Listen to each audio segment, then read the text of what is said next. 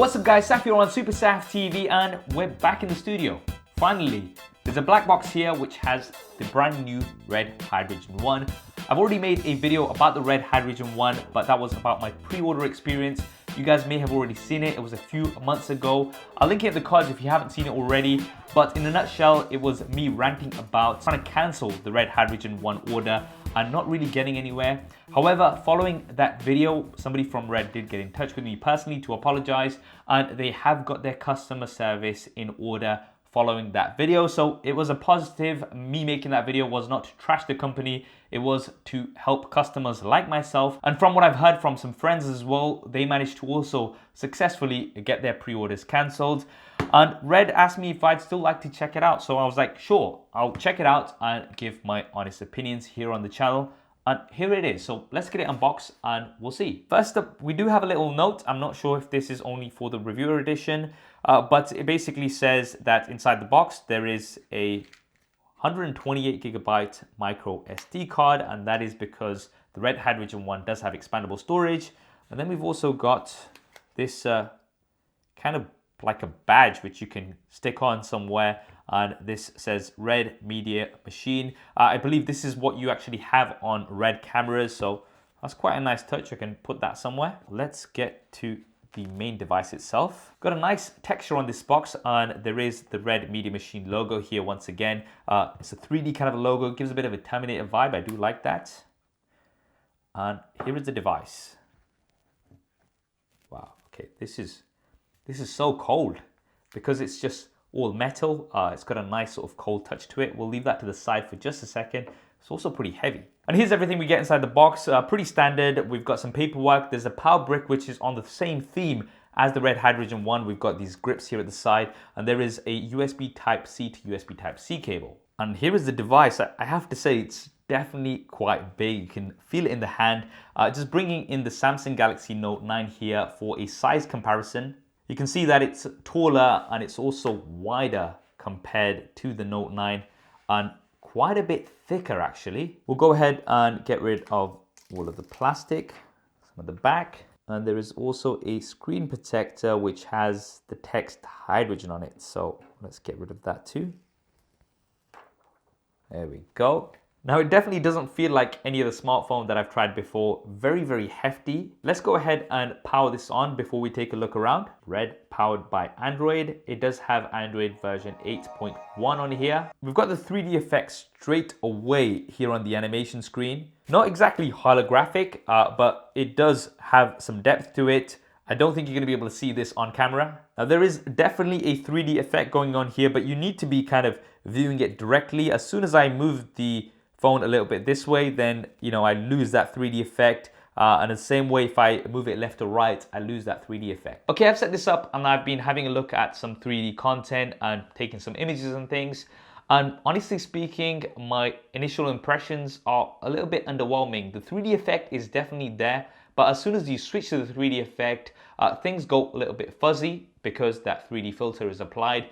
And colors also go a little off, so anything that's white kind of has a yellow tint to it. Now when you've got the 3D effect turned off, then this can be used as a regular 2D display, and it's got a Quad HD Plus resolution. It's 5.7 inches, and although it's pretty sharp, it's not bright. When you hold it off angle, then it does look pretty dim. Of course, we do have quite large bezels. This device is not intended to be bezel-less or anything like that because it is a 3D display. I'm taking a look around the device. So the top and bottom bezels do have stereo speakers, and then we've got dual front-facing cameras. So these are both 8 megapixels.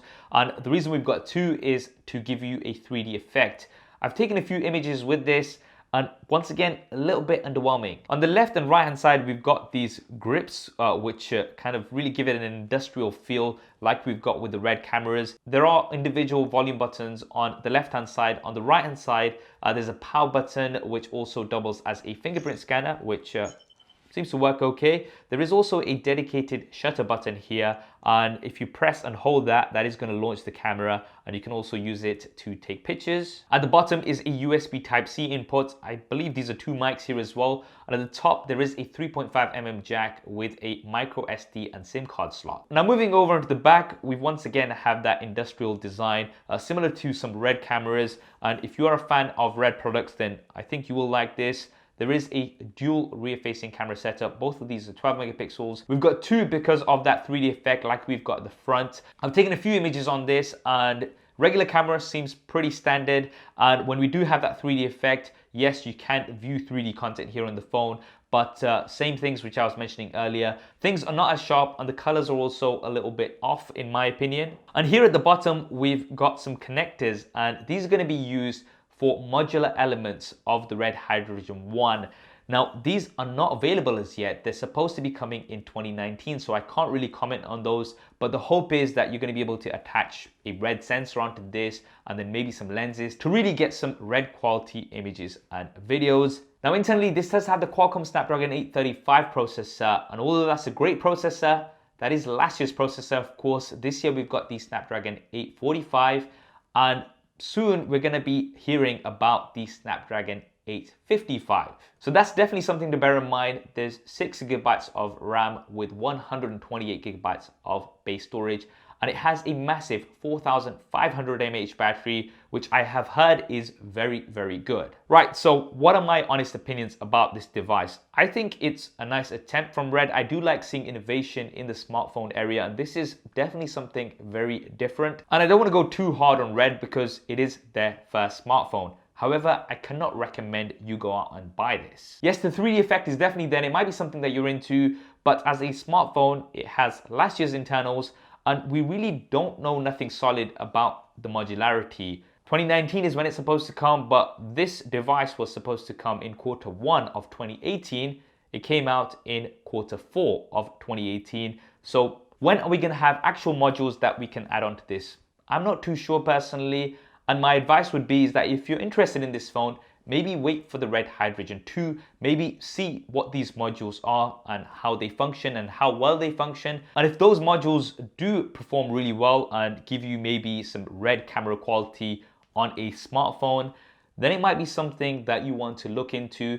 And the focus of this phone will be those modules, not the smartphone itself. That's what I think anyway. What do you guys think of the Red Hydrogen 1? Definitely let me know in the comments below. I hope you enjoyed this video and found it useful. If you did, then do hit that thumbs up button for me. And if you haven't already, then be sure to subscribe and switch on notifications. There's lots more content coming up on here. Thanks for watching. This is Saf on SuperSaf TV, and I'll see you next time.